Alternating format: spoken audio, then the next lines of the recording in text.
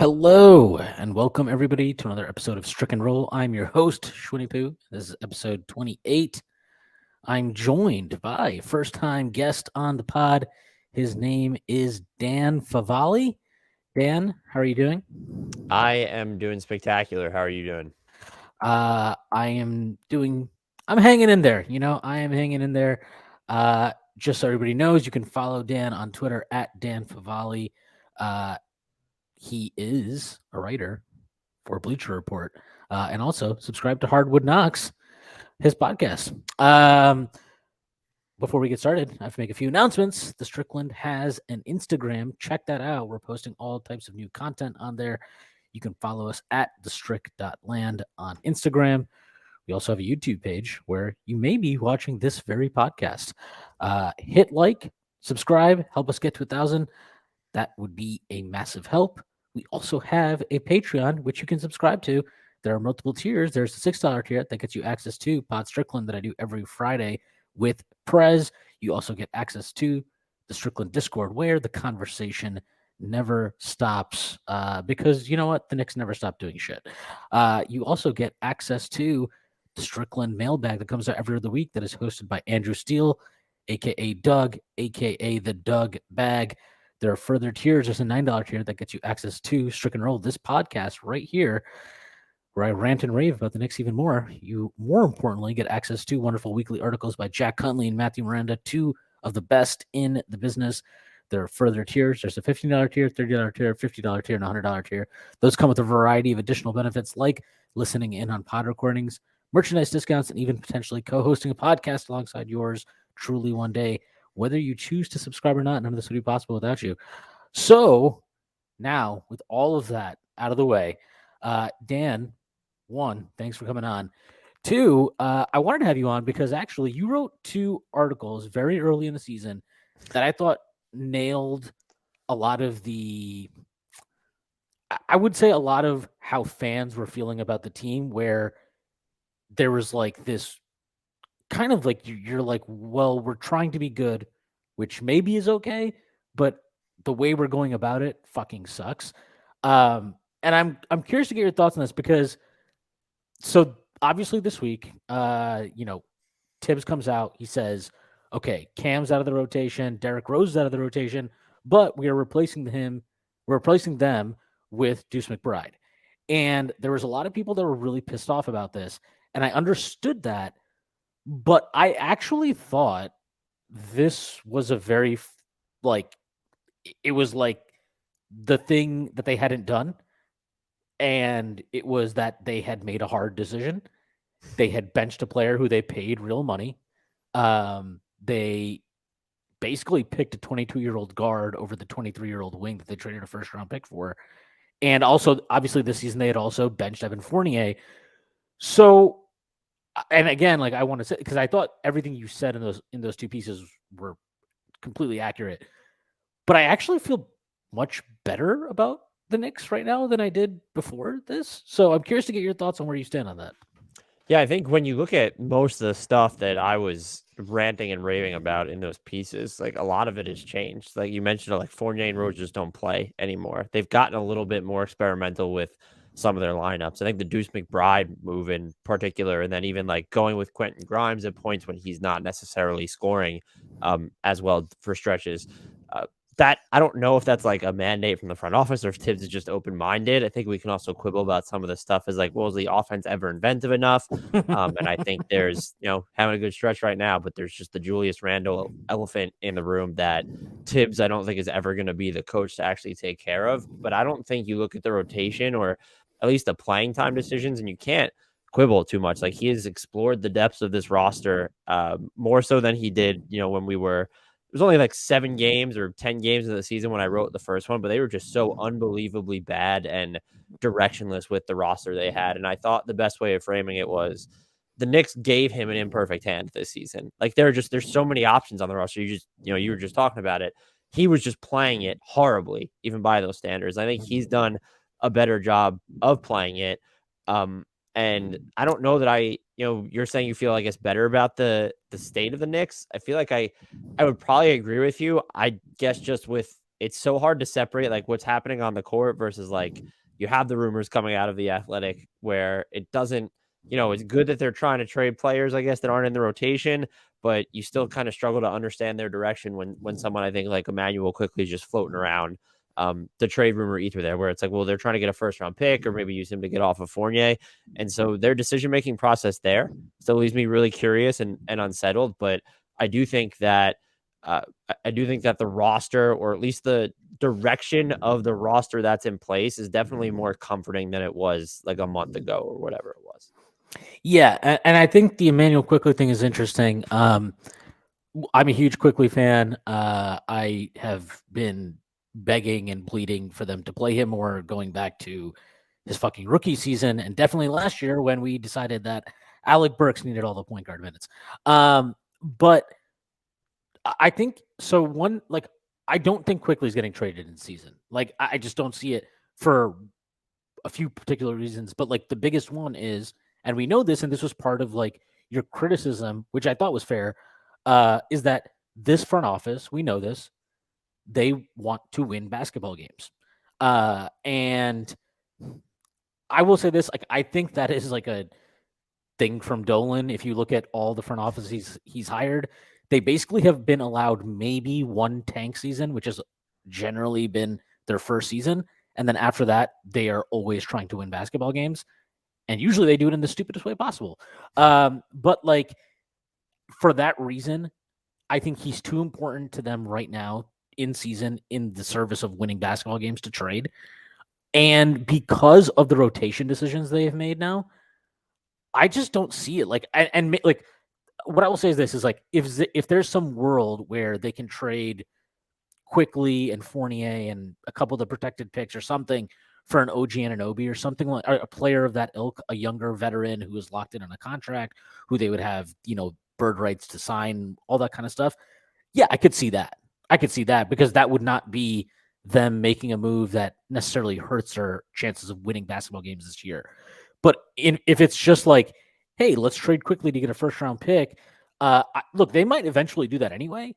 But to me, that is the type of move that they're probably would look at doing around the draft, and maybe even at the draft specifically, where there's more, one, exactly where those picks are, and two, like, look, let's be honest, the Knicks have obviously a very good chance of, they could make the playoffs. They could very well not make the playoffs. If they don't make the playoffs, let's say they land the 11th pick again.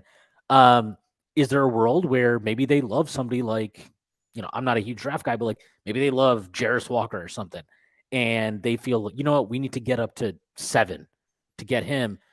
Maybe you trade the 11th pick in Immanuel Quickley or something, and that gets you to that range. Would I love that? No, I wouldn't love it. But at the same time, I would at least respect that move, because it's like, hey, we're taking a chance on a kid that we think is a star talent in the draft, and we're putting our money where our mouth is. I would hate to lose Quick, but I would at least respect that. I would hate if they traded him in season for like some protected, because you're not going to get your one. If you get an unprotected pick, it's going to be from like the Celtics. You know what I mean? Yeah, It's not like going to the be Suns. Yeah, yeah, you get like number 28. Yeah. right. You're not going to get an unprotected pick from a team that has a chance of being in the lottery. So you're probably looking at a protected pick. You've got 4 of those right now in your back pocket, with the Dallas pick and the 3 you got from the OKC trade on draft night. So like, I just don't see that happening in season. Do I think that it could happen in the offseason down the line? Yeah, absolutely. I mean, I think this is the NBA. Like, the odds are 95% of players get traded. That is the reality of the league. That's the reality of everything. And I guess what I would ask you is, so you've got these rumors about Quickly, but like, I'm sure you saw people like losing their minds about the Cam Reddish thing. And I get it. And I've said this, like, I think clearly the front office and Tibbs, they mismanaged that entire situation, from acquiring him to whatever the hell the state of things is now. Maybe he'll be back in the rotation since Obi is out, but we'll see. Do you think, like, I guess the way I've thought about this is, okay, you clearly mismanaged the situation, but is it possible that like getting to a better place, a healthier place as an organization, involves just accepting that and moving on. Yeah, for sure. And I think a lot of teams struggle in front offices specifically to backtrack on mistakes or just accept them quickly enough, and not to throw Quickly's name in there, ironically, but they're not doubling down on it. Like doubling down would just be like the Cam Reddish situation would be like, are you attaching something to Cam to just try and have someone else on the roster that you view that you can keep, or are you forcing him to play when maybe you don't think he's the right fit for the offense, even if he's bringing you like a lot of dynamism on defense? So I do think there's value in sort of just saying, hey, look, this is a sunk cost. You can also point to the fact that Charlotte pick just might be 2 seconds at this point, which helps them. Like that does not look like a team that's going to be even sort of good anytime soon. And so to take a swing, and they did try and play him a little this year. I think that there's total value in that. And it's also Tibbs is a little bit absolved from it just because they never gave him a roster that was designed to have any sort of clarity, especially if you want veterans to play. But it's this weird mix of like veterans and then guys who aren't super young. They're like late into their contract, but they're still sort of intriguing. And then like actual prospects that you need to play. So there's definitely just like even if they don't trade him and he's just not playing, I think you mentioned at the top of the podcast, there's value in just being like, hey, Cam Reddish isn't in the rotation right now. Like this is the direction that we've decided to go. The thing that I do worry about with Quickley specifically, and I'm kind of with you where I might be surprised if he's moved this season, because I do think the Knicks are more so on the prowl for a bigger trade, and that market just doesn't exist at the moment. Like if you weren't going to give up the full boat for Donovan Mitchell, you're not giving up the full boat for Bradley Beal or Zach LaVine in the middle of the season if one of those two becomes available. But they've now played this interesting game where I do think around the league, and we saw this with the Donovan Mitchell trade talks, it's not so much there with Obi anymore when he's healthy, but like there's a discrepancy between how the Knicks view their players and then like how the rest of the league views their players. I think in part because they've repressed the value of a lot of their players with inconsistent playing time, with the way that they actually play when they use them. And I think you run into an issue where if we're looking at the value of Immanuel Quickley specifically, we could say like, yeah, I wouldn't trade him for just a protected first round pick that's going to be in the low 20s or high 20s, however you want to frame it. But like, who else is giving you more than that? Or who else is valuing Immanuel Quickley in a trade that highly? And now you've waited for so long that Immanuel Quickley's next deal is coming. Like him and Obi are extension eligible this offseason. So that's going to drive down their value. Even if you're saying, well, we know where the draft picks are, we know where our draft pick is, we have a better lay of the trade landscape. They have one cost controlled year left before teams have to make a decision. And the way that things work right now, teams want to make that decision before they ever get to restricted free agency. And that's where I think they failed in the sense that, no, these guys should not have been groomed just to be traded, but you should also have a better idea of how they fit into your bigger picture, or like you should have played them enough or gave them consistent enough roles that other teams view them as, because I do think that Obi and Immanuel Quickley are actually underrated. This is not, oh, they play in New York and they get the bump. I actually think that both of them, and again, not so much Obi this season with the stuff he's done, but like they've been pulled back because of their situation in New York. But there would be, I think, their value and then, how they're actually viewed would be closer together had the Knicks done a better job with them. And with Quickley specifically, just because he's been in and out of rumors so many times already, independent of like the Knicks getting a star, I would be reticent to just say, oh, I don't think they'll move in the middle of the season, because I don't really understand how this team values him themselves at this point, which is just a really weird thing to say this late into his career and based off everything we've seen. Yeah, I mean, I think one thing, and I get this, like I think it is hard to nail this stuff in the NBA. And let's be real, like you get picked 25th, that inherently makes you come in with an organization, you're just not a priority when you're picked that late in the draft. That's not like, and that's not a Knicks specific thing. That is like, you look at somebody like Peyton Pritchard. I think he's a really solid player. I've actually suggested like he'd be somebody I'd be interested in the Knicks looking to acquire. But like, he's a good player. The Celtics are a really fucking good team. But so there's like hey, like we have different priorities than trying to get you on the floor and maximizing your opportunities. Obviously, the Knicks are in a very different position than the Celtics. But the point is, like, when you're drafted at that point in any draft, like, you're just less of a priority to our organization. So it becomes harder to, like, nail down, like, okay, wow, like, Quickley, like, look, he came in as a rookie. First of all, when he got picked, there were a lot of people that are like, this is a reach. This is a Kentucky pick. What the hell are the Knicks doing? I actually loved him in that draft. I'm pretty confident I had him higher than anybody else I've ever seen. I had him 20th on my board, which is the last board I'll ever be doing because everything else on that board sucked. But like, I loved him in that draft, and even then, like I loved him. I had him 20th, But he comes in. He obviously is awesome as a rookie, and I think obviously, like, look, his rookie year, they win 41 games. It's a really tough thing to navigate. Like I I'm I know for sure that like they did not that their intention that season was not to win 41 games, make the playoffs, have home court advantage. That was not the intention. That was not their plan. That was not their expectation. They did. I think that changed some of the calculus. And because it changed some of the calculus, I think it made it harder for them to commit to, okay, Quickley had a really nice rookie year.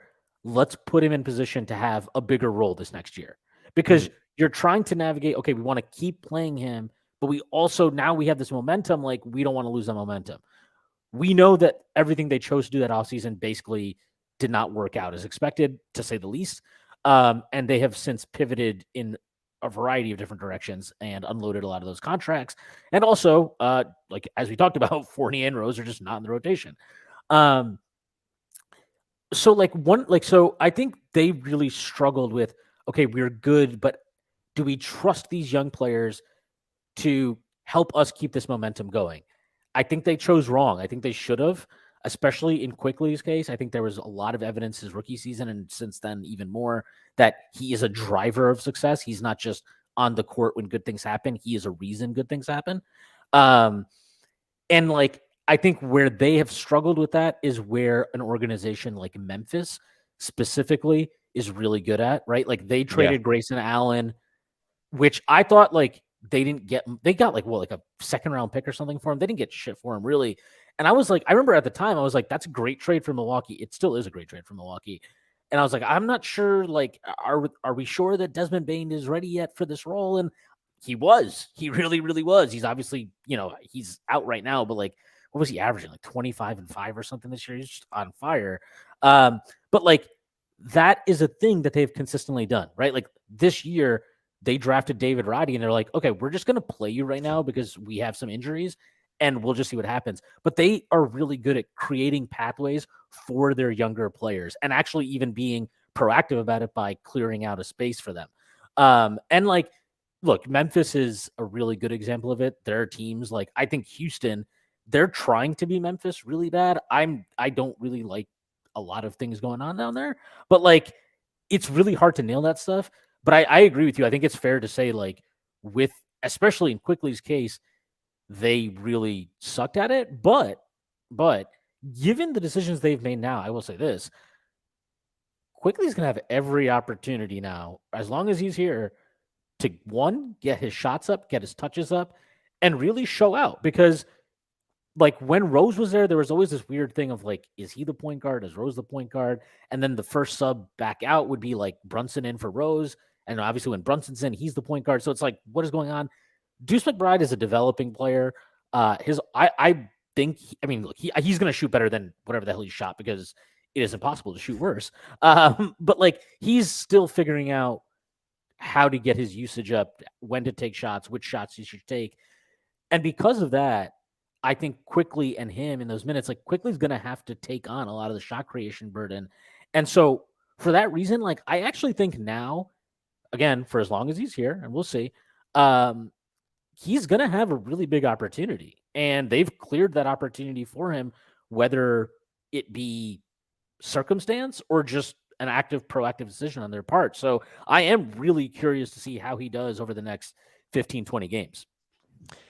Yeah, and that's what makes it more confusing for me, though, because I would say at the moment it feels like a proactive choice because like Derrick Rose and Evan Fournier are still there, and Tibbs' inclination would be to play Derrick Rose and Evan Fournier. The fact that they're not in the rotation, like that opens up minutes. And the fact that Cam Reddish, like, someone else who can play, the two or like some of the wing spots, like there's more. They've decided like we are going to prioritize Immanuel Quickley to some extent, and yet it's at the same time that his name is just floating around in trade rumors where the asking price has been like, oh, well, they would like a protected first round pick or they would like to get off Evan Fournier. And then when you hear that asking price. And we know how things get jumbled, like when they're through the media. But the fact like that this is coming from Fred Katz of The Athletic is reporting something like this. That's what just makes it more confusing to me, because then what is the end game? What is your goal when moving Immanuel Quickley? Is it just because you're worried about the clock sort of resetting on his value because that next contract is coming up, because he's extension eligible? And I think that's what I've struggled to grapple with. And it's just, I mean, I'm with you. It's even like I value Immanuel Quickley now, probably for stuff that I didn't even really value him for when he came into the league, when he had a better than anticipated rookie season. Like, yeah, there's still the element of just like him injecting this variability into the offense when you can look at his shot selection from different levels. But it's also just like this dude defends his butt off. And that's absolutely huge. Especially at, people wax and wane on how important is guard defense. But like when you look at how some of the other players on the Knicks have defended this year, like his energy has been a breath of fresh air there. And that's the other thing, is just like, wasn't that something that like Tibbs is supposed to value and this front office is supposed to value? They have a very guard heavy roster that I don't think was, we can look at the contracts they give out to veterans, but like they have a lot of young talent, looking at the two spots that could spend time there. If you don't view Immanuel Quickley as solely a ball handling guard, where it could just naturally be tough to carve out minutes for all these guys. I just don't. Immanuel Quickley has this, what feels like probably the clearest path to being an integral part of what this team is doing on a night-to-night basis, and yet his name is just in trade rumors, not linked to anything that would materially change the Knicks' own direction. Like, what is, I wouldn't do this, but like, just because the reports have it, like if they end up using Immanuel Quickley to get out of the final year, guaranteed year of Evan Fournier's contract, what is actually the point of doing that? Right. And I think so it's actually really interesting you bring that up, because in the Cats piece, and this is where you're talking about like it's hard to figure it out. In the Cats piece, he actually specifically he explicitly states the Knicks are not desperate to get off the Evan Fournier contract. That actually they've even had conversations with teams about, we'll take on a worse contract if you attach an asset. And then you also get later in the piece exactly what you're talking about, like they would consider attaching Quickley or Cam with Fournier to move off the deal. And I guess like where I get with that is, would they attach Quickley with Fournier just to get off his contract? No, I think they would like do that if they thought whatever was coming back was going to help them. I would assume that given like, when you attach Quickley to Fournier, you have to match the salary coming back, that would be in the service of, like I mentioned earlier, like forget OG, because that's a player that everybody always talks about. Like maybe that's like, hey, we love Keldon Johnson. Let's go attach Quickley and Fournier to go get Keldon Johnson from the Spurs or something like along those lines. I could see that. I would just be really, nothing they have done. And even in that piece, nothing in there indicates to me that they're just like desperate to move off Evan Fournier's contract. And quite frankly, if you just look at their cap sheet, like, yes, I understand they're over the cap, but like this year, right? Rose comes off the books. Next year, Fournier would come off the books. So even if you were in a situation where you're like, we're not sure what we want to pay Quickley, by the time you pay Quickley, if you do pay him, both those guys are off the books. Like you don't have to deal with them. They're gone. So I do like, I don't know. There's a lot going on there. We've spent a lot of time talking about Quickley. I think it's worth talking about, like, and I'm curious to get your thoughts on this. There's obviously a lot of angst among the Knicks fans of like, what is our direction? Where are we going? What's going on? And I think it's fair to throw that out there, because as we talked about, there's a lot of mixed signals coming from the front office and stuff. But I wonder how much of this is just solved and how much of this is really about the fact that, let's be honest, you pay RJ Barrett a nice little extension. He's entering his fourth year. You, me, Knicks fans, the front office, Tibbs, probably everybody was expecting. I wasn't expecting a star leap, but I was expecting some type of leap, and that has not happened. He's in fact, I would argue this has been his worst season since his rookie year so far. How much of this, like, do you feel like a lot of this angst is just fixed by RJ getting his shit together? I mean, yes, because I think even at the peak of Julius Randle, like before he gets the extension, we're going through his most improved player campaign.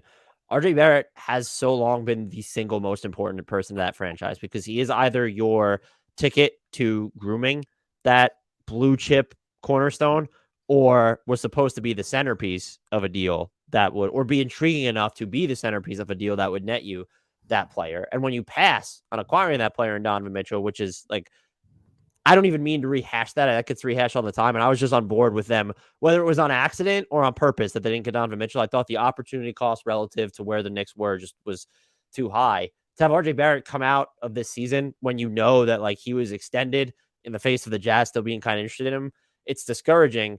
I do wonder, the two things is just like after him seeing his name just float around those trade rumors the entire time, knowing he was available, and then like they kind of extended him as like a contingency or an FU to Utah or whatever it was. I wonder how much of that is just sort of like rattling a little bit. But I also just wonder how much of it is just like, all right, well, now you've thrown another wrench into this guy's career when you're looking at the structure of your offense, where he's kind of notoriously started slow and then they've given him a little bit more control over the offense as the season has gone on. But you threw in Jalen Brunson, who's been, not to use this phrase, but like a breath of fresh air for this team, just to have that type of organizer. I was critical of like just the end game of where they thought they were going with Jalen Brunson as their best player, but there was never about the contract, like the money. It was Jalen Brunson's been great, especially seeing someone so off topic, but actually put pressure on set defenses in crunch time. It's like, I haven't seen that in forever. So even when he's missing, I'm just like, you know what? I'm going to take it. Like, I just like watching that. And I actually think he's like struggled a little bit at times recently, especially where it feels like he's trying really hard to be a point guard. And it's like, dude, I don't care if you're open from like anywhere relatively close to the like in the paint, around the paint. I just want you shooting. I don't care if Mitchell Robinson is at the rim wide open for a fucking lob. Just I want you to shoot that, and Mitch will get the rebound if you miss. Don't worry about it. Yeah, I'm totally with you there. And with RJ specifically, I've probably been most disappointed in his defense this year, which has just had like, I guess kindly would be peaks and valleys, but there's just been a lot where it's like, what the heck is going on here? Like when you're looking at kind of his stances or just like, it looks like Julius Randle's efforts like infected RJ Barrett at points.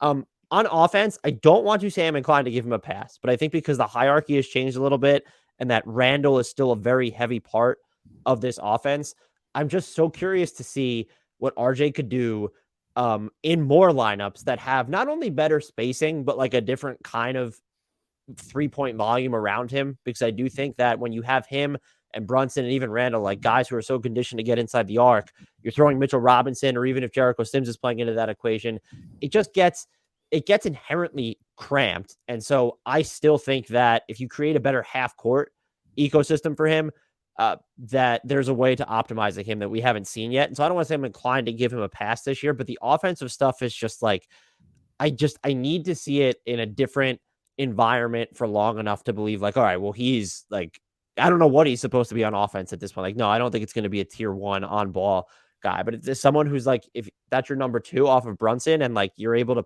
ensure that he's playing with, 3 functional shooters at all points. Like, I do think there's more damage for him to do, but that is to answer the question. Just saying, if RJ Barrett was having just this, let's say the same season that he closed last year with, and maybe he's improves his finishing clip around the rim, like that becomes huge for this franchise. And maybe you're viewing it a lot differently, but not having that blue chip cornerstone who fits both ends of a timeline, like calling it the now and later, where it's here, Jalen Brunson's really good, but like, how old is he during the iteration of the Knicks when they're ready to contend? Like, you're looking for that younger guy that has also the pleasant unknownness to him, where it's, oh, he's good now, but like if we need a top 15 player, a top 20 player, like that's him. Jalen Brunson's not going to peak as a top 20 player. And the fact that I think it was probably a long shot RJ would have gotten there even heading into this season, but he seems so far away from it, more so than he did at the end of last year.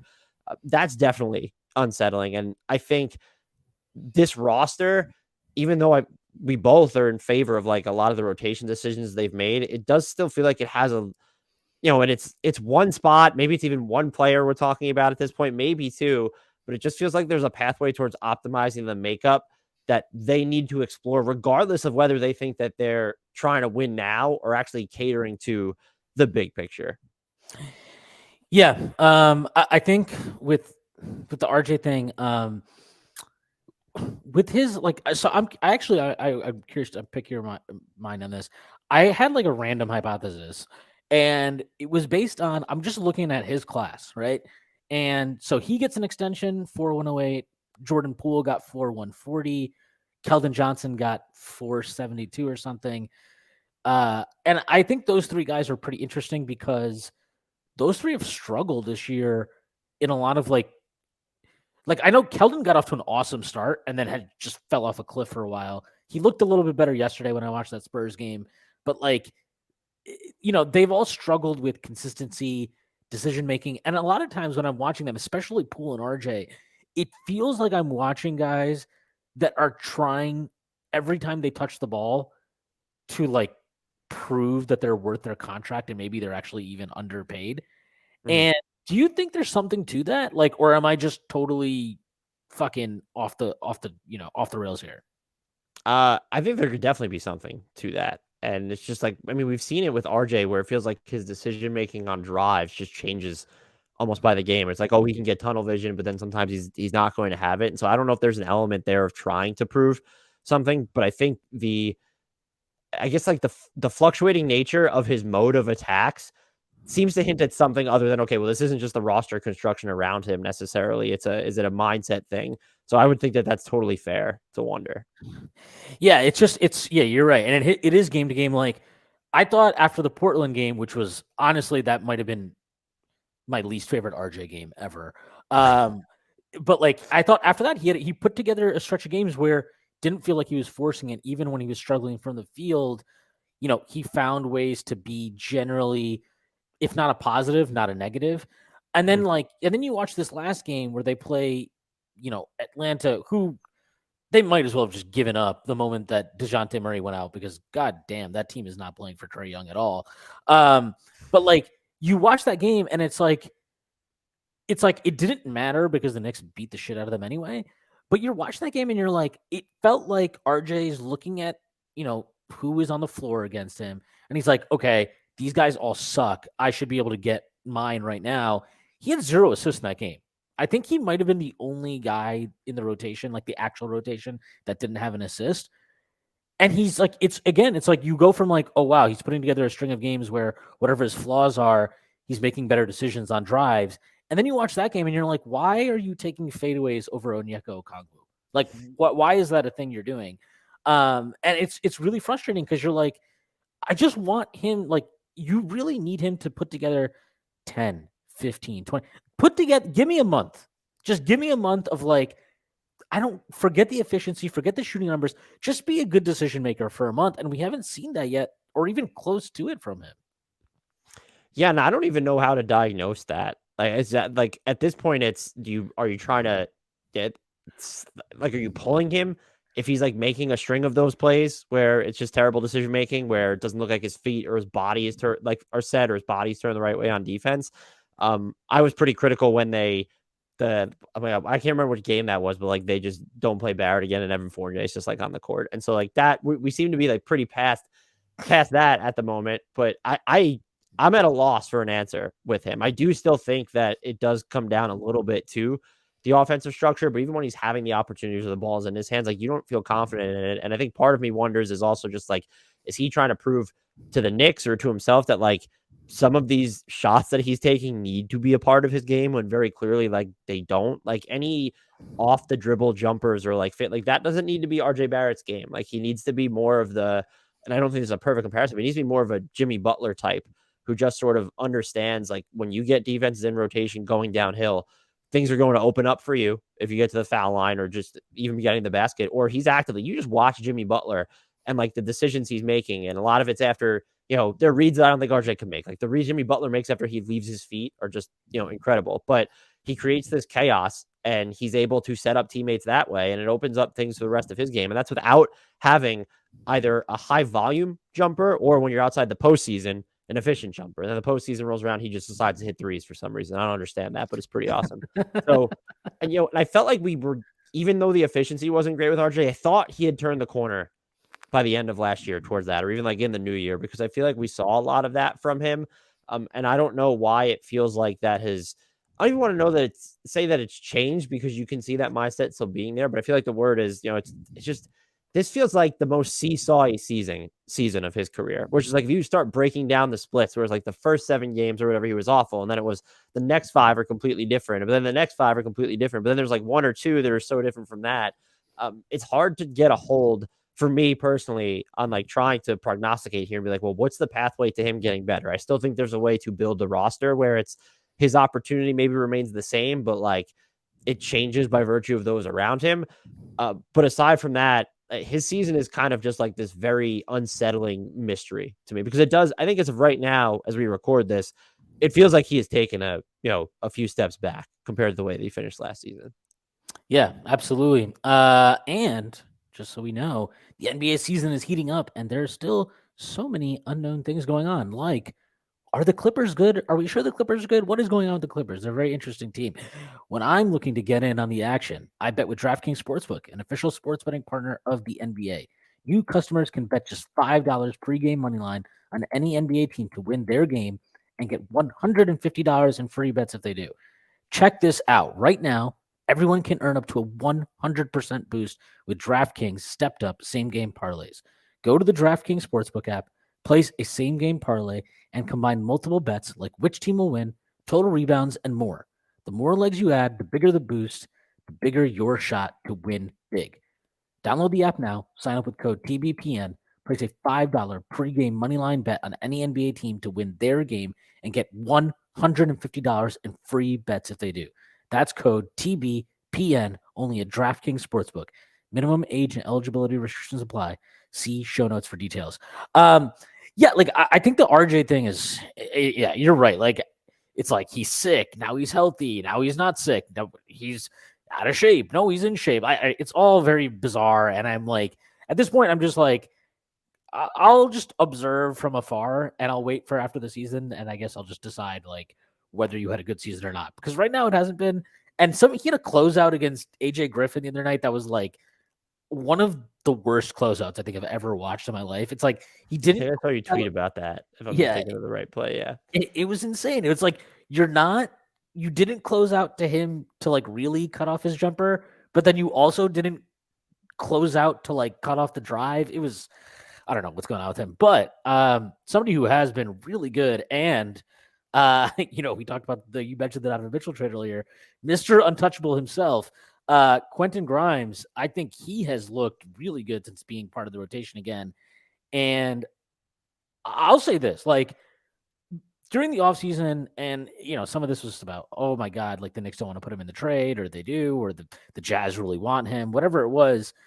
I was a little bit like, look, I liked what I saw from him as a rookie, but is this guy really like this level of prospect?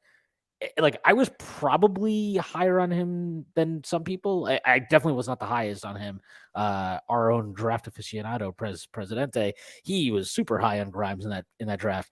But like, I was like, okay, he had a good rookie year, definitely a 3-and-D guy. Looks like he's going to play a decade in the league. Are we sure there's more to it? And I got to say, like, the stuff he's doing now, and he's not even getting on-ball reps yet, but, like, I'm just going to throw this out there. Like, I think there's a world where not only is he the Knicks' best prospect, I think he might be, like, super undervalued, maybe not in league circles, but, like, I don't think the average NBA fan understands what this dude is doing and how that fits into basically any team in the NBA.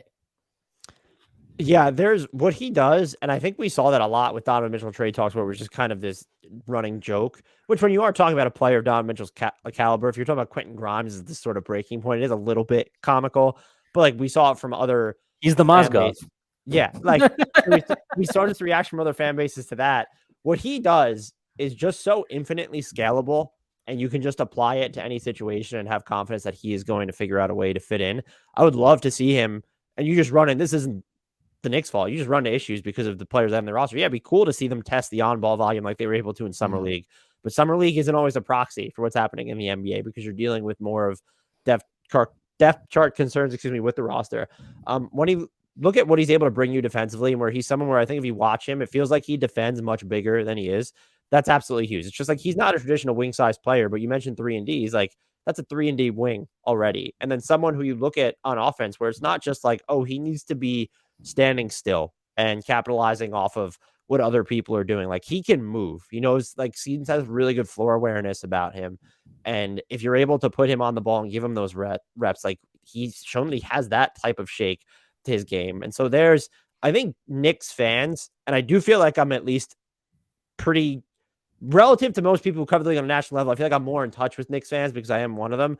It felt like people were ready to go there a little bit over the summer. It's like, well, is he like sort of the highest end prospect that we have on our roster right now?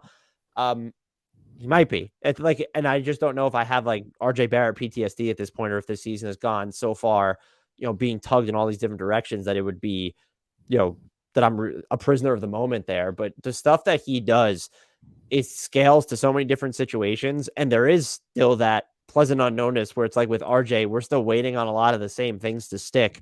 With him, there is, in part because of his role, in part because he was injured, in part because of the structure of the offense. Like, we don't even have all the information necessary on his game. And that's a good thing, because everything he's done has been so just like, aside from, but he really struggled offensively to start the year. But when you're dealing with coming back from that absence and being situational or whatever the hell he was at that point, you give him a pass there. So I've been really impressed with what I've seen from him lately. And he's like, when you try to project forward for this team, he feels like one of the brightest, if not the single brightest spot when you're trying to fast forward a few years ahead. Yeah, I mean, the biggest thing for me is like I watch RJ, and I've always felt this way about RJ. Is like, he's very methodical. Like, he's not a guy that's gonna blow by you. He's not some speed merchant. He's not explosive. And like, even when he attacks closeouts, it's like very prodding.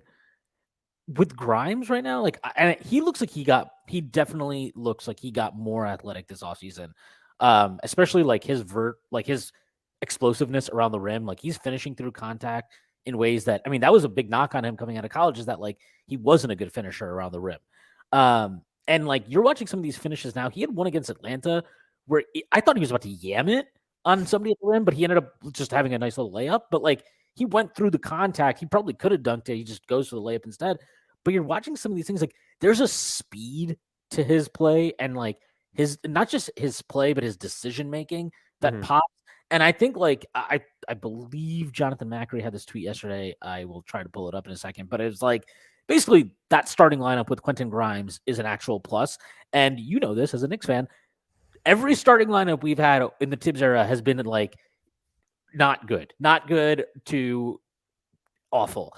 Right. And for him to come in and have that type of impact, and kind of just like, he's definitely not the most important player on the team, but he's kind of like, I talked about this. I don't know if you're a football guy, but like, there are running backs that play above the scheme, right? Like, they're, the common knowledge, or the common kind of like wisdom is, offensive line is actually what makes your running game. And so therefore don't pay running backs. But like, there are running backs like, Derrick Henry or something, right? Where it's like, yeah, like, they need an offensive line, but also they just give you value beyond that. And like, I'm not saying I'm not putting Grimes in that caliber of player, but like, he is playing above the scheme in a way. And like, he is giving you value, and he's helping provide order, I think, in ways that like I thought Cam actually did a decent job when he was in the starting lineup, but he's not the same type of player. He's not just going to stand in the corner. Like, you need to give Cam on ball touches and let him drive and slash and stuff like that to get value from him. With Grimes, like, he wasn't even shooting well until the last game, and you're watching him and you're like, no, we're way better with him on the floor. And that matters. Like, this has been my thing with Quickley too, is like, even when he's struggling from the field, I'm always just like, I don't care, because he's giving you value. He's helping you win games even without that. And if that comes around, or when that comes around, you're looking like that it's going to take off. And I think that's the biggest thing with Grimes, is like, there is this quick decision making. There's now this improved athleticism, it looks like to me. And you put that with like the already sturdy defense and all these type of things. It's like, I don't know what we're talking about. Like, we have, I don't even know if he's played 1,000 minutes yet in the NBA, but like, it's kind of like, are we sure that like, again, like, what are we talking about? Who is Quentin Grimes? I don't know. It's really probably the biggest question that is unanswered on this roster right now, and one that like we probably will have a better idea of by the end of the year.